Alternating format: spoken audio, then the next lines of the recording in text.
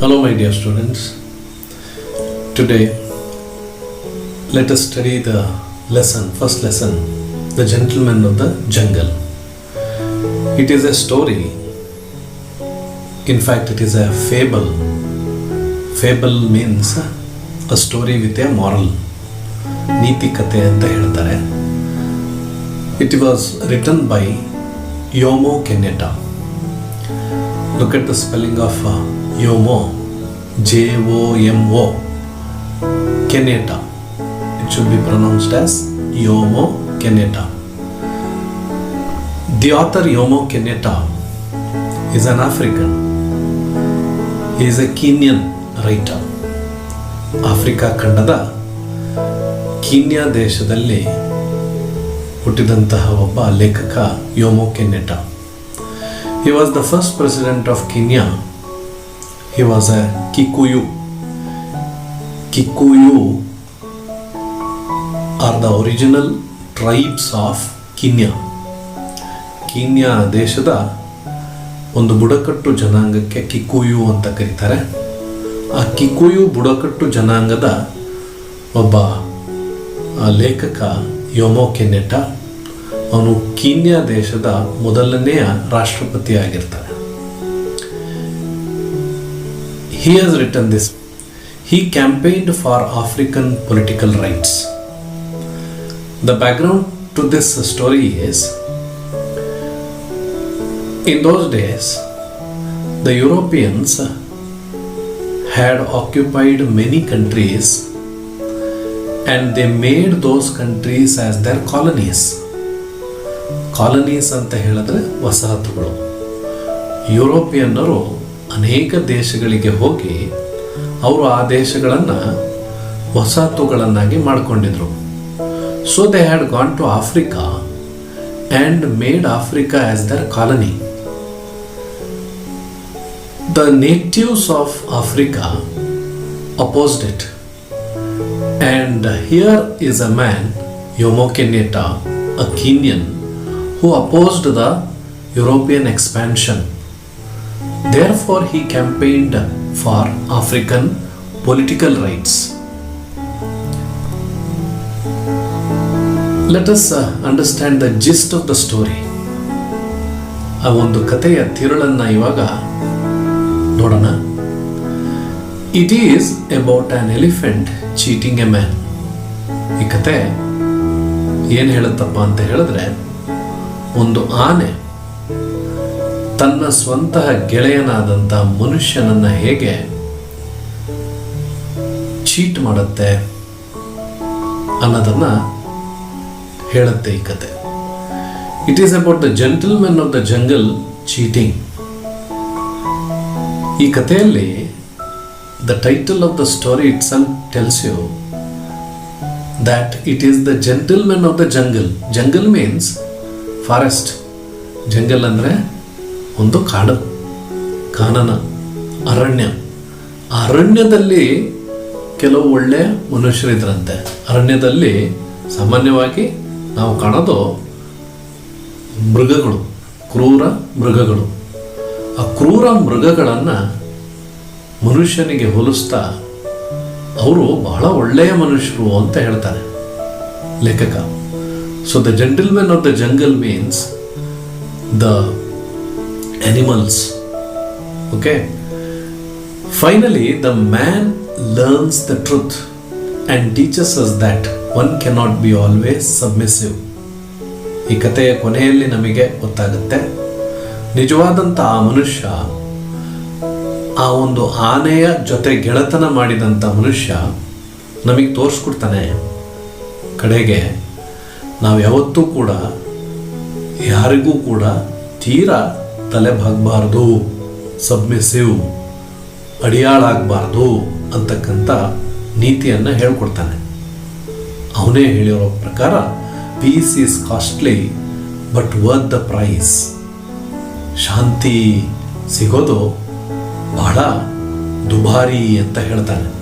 ಆದರೆ ಶಾಂತಿಯನ್ನು ಪಡಿಲಿಕ್ಕೆ ನಾವು ಸಾಕಷ್ಟು ಖರ್ಚು ಮಾಡಬೇಕಾಗತ್ತೆ, ಸಾಕಷ್ಟು ಸಮಯವನ್ನು ವ್ಯಯ ಮಾಡಬೇಕಾಗತ್ತೆ, ನಮ್ಮನ್ನು ನಾವೇ ಮುಡಿಪಾಗಿಡಬೇಕಾಗತ್ತೆ ಅಂತಕ್ಕಂಥದ್ದು ಈ ಒಂದು ಕಥೆಯ ತಿರುಳು. So the fable explains the Europeans ruled and expanded their kingdom especially in Africa. So ಈ ಒಂದು ನೀತಿ ಕಥೆಯಲ್ಲಿ ನಾವು ನೋಡ್ತಕ್ಕಂಥದ್ದು ಯುರೋಪಿಯನ್ಸು ಹೇಗೆ ಆಫ್ರಿಕಾ ಖಂಡವನ್ನು ಸಂಪೂರ್ಣವಾಗಿ ವಶಪಡಿಸ್ಕೊಂಡಿದ್ರು ಅಂತಕ್ಕಂಥದ್ದನ್ನು. ಕತೆ ಪ್ರಾರಂಭ ಆಗ್ತಕ್ಕಂಥದ್ದು ಒಮ್ಮೆ once an elephant made a friendship with a man. ಒಂದು ಆನೆ ಮನುಷ್ಯನ ಜೊತೆಗೆ ಗೆಳೆತನವನ್ನು ಪ್ರಾರಂಭ ಮಾಡುತ್ತೆ ಆ ಕಾಡಿನಲ್ಲಿ. One day when it started raining the elephant asked him a favour to allow to put his trunk in his hut. ಆ ಮನುಷ್ಯನಿಗೆ ಒಂದು ಸಣ್ಣದಾದಂಥ ಒಂದು ಗುಡಿಸಲಿರುತ್ತೆ. ಒಂದಿನ ಏನಾಗುತ್ತೆ, ಜೋರಾಗಿ ಮಳೆ ಪ್ರಾರಂಭ ಆಗುತ್ತೆ. So one day when it started raining the elephant goes to the man. ಆ ಆನೆ ಏನು ಮಾಡುತ್ತೆ, ಆನೆಗೆ ಮನೆ ಇರಲ್ಲ. ಆನೆ ಮನುಷ್ಯನ ಮನೆಗೆ ಗುಡಿಸ್ಲಿಕ್ಕೆ ಹೋಗುತ್ತೆ. ಮತ್ತೆ ಆನೆ ಕೇಳುತ್ತೆ, the elephant asked him a favour. Favour ಅಂದರೆ ಹೆಲ್ಪ್, ಸಹಾಯವನ್ನು ಕೇಳುತ್ತೆ. To allow to put his trunk in his hut. ಯಾವ ಸಹಾಯವನ್ನು ಕೇಳುತ್ತೆ? To allow to put his trunk in his hut. Trunk ಅಂತ ಹೇಳಿದ್ರೆ ಅದರ ಸೊಂಡ್ಲು. ಆನೆಯ ಸೊಂಡಲನ್ನು ನಿನ್ನ ಗುಡಿಸಲಿನ ಒಳಗೆ ಇಡ್ಲಿಕ್ಕೆ ಅವಕಾಶ ಮಾಡಿಕೊಡು, ನಾನು ನೆನೀತಾ ಇದ್ದೀನಿ ಅಂತ ಹೇಳುತ್ತೆ. So here you must remember these points. Who was the friend of the man? Elephant was the friend of the man. Who went to the man for a favor? Elephant went to the man for a favor. What favor did the elephant ask the man? The favor the elephant asked the man was to allow him to put his trunk inside the hut. Why did the elephant ask the favor? Because it was raining heavily. There was a thunderstorm. ಬಹಳ ಬಿರುಗಾಳಿಯ ಮಳೆ ಅವಾಗಿತ್ತು. ಹಾಗಾಗಿ ಆ ಒಂದು ಸಹಾಯವನ್ನು ಬೇಡ್ತಾ ಮನುಷ್ಯನ ಬಳಿಗೆ ಆನೆ ಹೋಯಿತು. ಫೈನಲಿ ಮನುಷ್ಯನಿಗೆ ಜಾಗ ಇರಲಿಲ್ಲ ಅಲ್ಲಿ ಮನೆಯಲ್ಲಿ. ಆದರೂ ಕೂಡ since the elephant was his friend, he said, okay fine, even though there is not enough space, I allow you to put your trunk in my hut. ಸರಿ, ನನ್ನಲ್ಲಿ ಜಾಗ ಇಲ್ದಿದ್ರೂ ಪರವಾಗಿಲ್ಲ, ನಿನ್ನ ಒಂದು ಸೊಂಡಲನ್ನು ನನ್ನ ಕುಡಿಸ್ನಲ್ಲಿ ಇಡಲಿಕ್ಕೆ ಅವಕಾಶವನ್ನು ಮಾಡಿಕೊಡ್ತೀನಿ, because you are my friend ಅಂತ ಹೇಳಿ ಆ ಒಂದು ಸೊಂಡಲನ್ನು ಇಡಲಿಕ್ಕೆ ಅವಕಾಶವನ್ನು ಮಾಡಿಕೊಡುತ್ತೆ. ಆದರೆ ಏನಾಗುತ್ತೆ ಮುಂದೆ? The elephant flung the man out and occupied the entire hut. ಆದರೆ ವಿಪರ್ಯಾಸ ಏನಪ್ಪ ಅಂತ ಹೇಳಿದ್ರೆ, ಆ ಆನೆ ಜಾಗ ಕೊಟ್ಟಂತಹ ಮನುಷ್ಯನನ್ನೇ ಹೊರಗೆ ದೂಡ್ಬಿಟ್ಟು ಸಂಪೂರ್ಣವಾದಂಥ ತನ್ನ ಶರೀರವನ್ನು ಗುಡಿಸಿನೊಳಗೆ ಸೇರಿಸ್ಬಿಟ್ಟು ಮನುಷ್ಯನನ್ನು ಆ ಗುಡಿಸಲಿನ ಆಚೆ ದಬ್ಬಿಡುತ್ತೆ. ಹೀಗೆ ಆ ಮನುಷ್ಯನ ಮನೆಯನ್ನು elephant occupies. You can see in the picture the elephant, the African elephant and the hut of the man. So the elephant occupies the hut of the man. The man is outside the hut. It was raining heavily. So there was a kind of a war of words between the man and the elephant. ಇಬ್ಬರಲ್ಲೂ ಕೂಡ ಮಾತುಕತೆ ಪ್ರಾರಂಭ ಆಗುತ್ತೆ. There was disturbance in the jungle. ಆ ಒಂದು ಕಾಡಿನಲ್ಲಿ ಏನಾಗುತ್ತೆ, ಸಂಪೂರ್ಣವಾದಂಥ ನಿಶಬ್ದವಾದಂಥ ಕಾಡಿನಲ್ಲಿ ದೆರ್ ವಾಸ್ ಡಿಸ್ಟರ್ಬೆನ್ಸ್. ಆ ಗಲಾಟೆಯಿಂದಾಗಿ ಸಾಕಷ್ಟು ತೊಂದರೆ ಉಂಟಾಗುತ್ತೆ ಬೇರೆಯವರಿಗೆ. ಆಗ ಏನಾಗುತ್ತೆ, the man started to grumble and the animals assembled. ಮನುಷ್ಯ ಗುಣಗ್ಲಿಕ್ಕೆ ಪ್ರಾರಂಭ ಮಾಡ್ತಾನೆ. ಯಾಕೆ? ತನ್ನನ್ನು ಆನೆ ಆ ಸಹಾಯ ಮಾಡಿದಂತಹ ತನ್ನ ಸ್ನೇಹಿತನಾದಂಥ ಆನೆ ತನ್ನನ್ನೇ ಹೊರದಬ್ಬಿಟ್ಟಿದೆಯಲ್ಲ ಅಂತ ಹೇಳಿ ತಾನು ಗೊಣಗಲಿಕ್ಕೆ ಪ್ರಾರಂಭ ಮಾಡುತ್ತೆ. ಇಮ್ಮಿಡಿಯೇಟ್ ಆಗಿ ಆ ಆನಿಮಲ್ಸ್ ಪಕ್ಕದಲ್ಲಿದ್ದಂಥ ಎಲ್ಲ ಕಾಡಿನ ಪ್ರಾಣಿಗಳು ಅವರಿಬ್ಬರ ಜಗಳವನ್ನು ನೋಡಲಿಕ್ಕೆ ಅಲ್ಲಿ ಬಂದು ಸೇರಿಕೊಳ್ತಾರೆ. The king of the forest, the lion, came roaring and ask the reason for the disturbance. ಅದೇ ಸಮಯಕ್ಕೆ ಏನಾಗುತ್ತೆ, the king of the forest, who is the king of the forest? The lion is the king of the forest. ಒಂದು ಸಿಂಹ, ಕಾಡಿನ ರಾಜ, ಅದು ಆ ಕಡೆಗೆ ಬರುತ್ತೆ. ಗಲಾಟೆಯ ಸದ್ದನ್ನು ಕೇಳಿ ಬರುತ್ತೆ, ಮತ್ತೆ ಕೇಳುತ್ತೆ, ಏನು ನಡೀತಾ ಇದೆ ಇಲ್ಲಿ ಗಲಾಟೆ? As the reason for the disturbance. The elephant explained that it had saved his hut from being blown away by the wind and rain. Elephant ಅವಾಗ ಹೇಳುತ್ತೆ, ಇಲ್ಲ ಏನೂ ಗಲಾಟೆ ಇಲ್ಲ, I had just saved his hut. I had saved the man's hut. ಮನುಷ್ಯನ ಆ ಗುಡಿಸ್ಲನ್ನ ನಾನು ಗಟ್ಟಿಯಾಗಿ ಹಿಡ್ಕೊಂಡೆ. ಯಾಕೆ? ಬಿರುಗಾಳಿ ಬರ್ತಾ ಇತ್ತು, ಮಳೆ ಬರ್ತಾ ಇತ್ತು. ನಾನು ಅದನ್ನು ಹಿಡಿದೇ ಹೋದರೆ, ನಾನು ಅದನ್ನು ಒಳಗೆ ಹೋಗಿ ಗಟ್ಟಿಯಾಗಿ ಹಿಡಿದೇ ಹೋಗಿದ್ರೆ ಅದು ಸಂಪೂರ್ಣ ಮನೆ ಹೋಗ್ಬಿಡ್ತಾ ಇತ್ತು ಗಾಳಿಗೆ. ಹಾಗಾಗಿ ನಾನು ಅದನ್ನು ಗಟ್ಟಿಯಾಗಿ ಹಿಡ್ಕೊಂಡೆ. So he had saved his hut from being blown away by the wind and rain. The lion ordered to appoint a commission of enquiry. ಆದ್ರೂ ಕೂಡ the king of the jungle, the king of the forest, lion, ಸಿಂಹ ಏನು ಮಾಡುತ್ತೆ, ಎಲಿಫೆಂಟಿಗೆ ಹೇಳುತ್ತೆ, ಸರಿ ಕಣಪ್ಪ, ಏನೇ ಆಗಲಿ ನಿಮ್ಮಿಬ್ಬರಲ್ಲಿ ಇವತ್ತು ಜಗಳ, ಮನಸ್ತಾಪ ಉಂಟಾಗಿದೆ. ಇಬ್ಬರೂ ಕೂಡ ವಾರ್ ಆಫ್ ವರ್ಡ್ಸ್, ಇಬ್ಬರೂ ಕೂಡ ಮಾತಾಡ್ತಾ ಇದ್ದೀರಿ, ಜೋರಾಗಿ ಕಿರ್ಚಾಡ್ತಾ ಇದ್ದೀರಿ.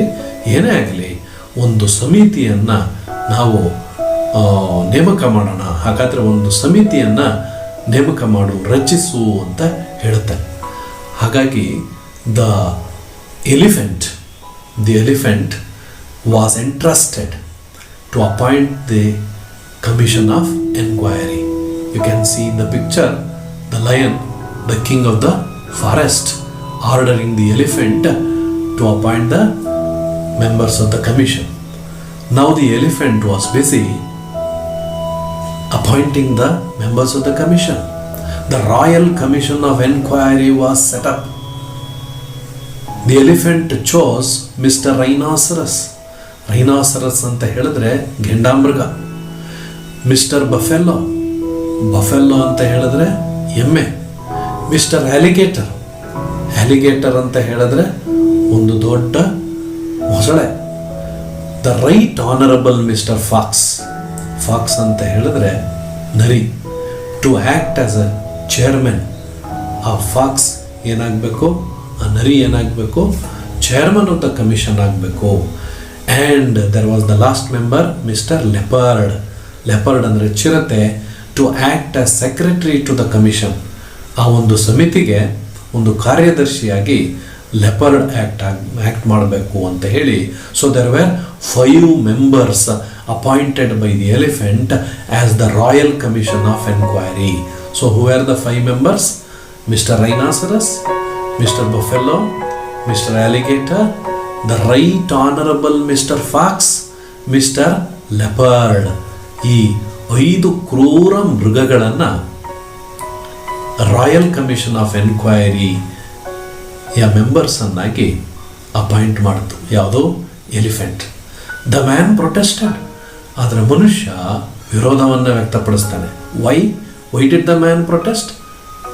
S, you know that the royal commission of enquiry consisted of only the animals, jungle animals, wild animals, and there was no representation of man. Man was not appointed as the member of the commission. So the man protested, but he was told that he was not appointed as the member of the commission because he was not well educated to understand the intricacy of the jungle law, and further that they were all gentlemen chosen by God, less adequately endowed with teeth and claws. ಯಾಕೆ ನಿನ್ನನ್ನು ಆರಿಸಲಿಲ್ಲ ಅಂತ ಹೇಳಿದ್ರೆ, ನಿನಗೆ ಈ ಒಂದು ಅರಣ್ಯದ ಕಾನೂನಿನ ಬಗ್ಗೆ ನಿನಗೆ ಮಾಹಿತಿ ಇಲ್ಲ, ನಿನಗೆ ಗೊತ್ತಾಗಲ್ಲ. ಹಾಗಾಗಿ ನೀನು ಅಷ್ಟು ವಿದ್ಯಾವಂತನಲ್ಲ, not well educated to understand the intricacy of the jungle law. ಅಷ್ಟೇ ಅಲ್ಲ, ಇವರೆಲ್ಲ 5 ಜನ ಯಾರು members of the royal commission ಇದ್ದಾರೋ, they are the gentlemen chosen by God. ಅವರೆಲ್ಲ ಆರಿಸಿದ್ಯಾರು? ನಾನಲ್ಲ, ದೇವರೇ ಅವರನ್ನು ಆರಿಸಿದ್ದಾರೆ. So these are the gentlemen chosen by God. They are less adequately endowed with teeth and claws. ಅವರ ಹಲ್ಲುಗಳು ಏನಾಗಿದ್ದಾವೆ? ಬಹಳ ಸೌದೋಗ್ಬಿಟ್ಟಿದ್ದಾವೆ. ಅಷ್ಟೇ ಅಲ್ಲ, ಅವರ ಪಂಜಗಳು, ಅವರ ಉಗುರುಗಳು ಅವು ಕೂಡ ಸೌದೋಗಿದ್ದಾವೆ. ಹಾಗಾಗಿ ನೀನೇನು ಭಯ ಪಡೋದೇನೋ ಅವಶ್ಯಕತೆ ಇಲ್ಲ. So they are, even though they are wild animals, you need not be afraid of them because they are less adequately endowed with teeth and claws ಅಂತ ಅವನಿಗೆ ಸಮಜಾಯಿಷಿಯನ್ನು ನೀಡ್ತಾರೆ. You can see in the picture, the first picture is rhinoceros, Mr. Rhinoceros, and below the rhinoceros you can find the alligator, Mr. Alligator. Below the alligator you can find Mr. Leopard. Look at the spelling of leopard, Leopard. And on the right side you can find buffalo, Mr. Buffalo. And finally there is the chairman of the Royal Commission, Mr. Fox. So here are the questions. Who is the chairman of the Royal Commission? Yes, it is Right Honorable Mr. Fox. Who is the secretary of the commission? It is Mr. Leopard. So how many members were there in the Royal Commission? There were 5 members. You can see there. In the picture you can see very well, you can observe. They are all wild animals. Yet the author says that they are the gentlemen chosen by God.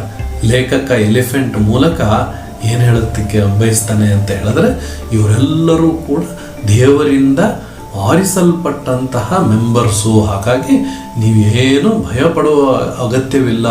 They are less adequately endowed with teeth and claws. You can see the teeth of the lion there. Do you observe the teeth? ಅವೆಲ್ಲ ಏನಾಗಿದ್ದಾವೆ? Teeth ಅಂದರೆ ಹಲ್ಲುಗಳು ಏನಾಗಿದ್ದಾವೆ? ಸೋದೋಗ್ಬಿಟ್ಟಿದ್ದಾವೆ. So ನೀನೇನು ಭಯ ಪಡೋ ಅವಶ್ಯಕತೆ ಇಲ್ಲ. ಆಮೇಲೆ ಉಗುರುಗಳು ನೋಡ್ರಿ, ಅಲ್ಲಿ ಆ ಉಗುರುಗಳು ಏನಾಗಿದ್ದಾವೆ? ಸಂಪೂರ್ಣವಾಗಿ ಸೌದೋಗಿದೆ, ವಯಸ್ಸಾಗಿದೆ. ಸೊ ನೀನೇನು ಹೆದರ್ಕೊಳ್ಳೋ ಅವಶ್ಯಕತೆ ಇಲ್ಲ. ಮತ್ತೆ moreover you are not so well educated as these people, you do not know the intricacy of the jungle law ಅಂತ ಸಮಜಾಯಿಷಿಯನ್ನು ನೀಡ್ತಾನೆ. ನಾವು the commission sat to take evidence. ಏನಾಯಿತು, ಈ ಕಮಿಷನ್ ಸೆಟಪ್ ಆದಮೇಲೆ ಅವರೆಲ್ಲರೂ ಒಂದು ಕಡೆ ಕೂರ್ತಾರೆ ವಾದ ವಿವಾದಗಳನ್ನು ಆಲಿಸಲಿಕ್ಕೆ. Elephant was given the first chance. ಆನೆಗೆ ಮೊದಲನೇ ಆದ್ಯತೆಯನ್ನು ಕೊಟ್ಟು ಆನೆ ಹೇಳುತ್ತೆ, the elephant told, it was the man who had asked to protect his hut as the space in the hut was not fully utilised. ಅವನು ಹೇಳುತ್ತಾನೆ, ಆನೆ, ಇಲ್ಲಪ್ಪ, ನಾನೇನು ಅವನ ಮನೆಗೆ ಹೋಗಿಲ್ಲ. ಬದಲಾಗಿ ಮಳೆ ಬರಬೇಕಾದ್ರೆ, ಗಾಳಿ ಬರಬೇಕಾದ್ರೆ ಗಾಳಿಯಿಂದ ರಕ್ಷಣೆ ಪಡ್ಕೊಳ್ಳಿಕ್ಕೆ, ಮನೆಯನ್ನು ಉಳಿಸೋದಕ್ಕೋಸ್ಕರ ಮನುಷ್ಯನೇ ನನ್ನನ್ನು ಕಾಡ್ದ, ಬೇಡದ, ಅಣೆಯ ನನ್ನ ಮನೆಯನ್ನು ಉಳಿಸು ಅಂತ ಕೇಳ್ದ. ಹಾಗಾಗಿ ನಾನು ಹೋದೆ. The elephant had protected it. ಹಾಗಾಗಿ ಈ ಮನೆಯನ್ನು ಉಳಿಸಿದ್ಯಾರೋ? ನಾನು ಅಂದರೆ ಎಲಿಫೆಂಟ್, ಆನೆ. So the hut naturally belong to the elephant. ಹಾಗಾಗಿ ನಾನೇ ಆ ಮನೆಯನ್ನು ಉಳಿಸೋದ್ರಿಂದ ಆ ಮನೆ ಯಾರ ಸ್ವತ್ತೋ? ನನ್ನ ಸ್ವತ್ತು, ನನಗೇ ಸೇರಬೇಕಾಗಿರೋದು. Therefore the man was not allowed to say his stand. So ಇಷ್ಟು ಹೇಳಿದ ಮೇಲೆ ಈ ಎಲಿಫೆಂಟ್ ಆನೆ ತನ್ನ ವಾದವನ್ನು ಮಂಡಿಸಿದ ಮೇಲೆ ಮನುಷ್ಯನಿಗೆ ಅವಕಾಶವನ್ನೇ ಕೊಟ್ಟಿಲ್ಲ.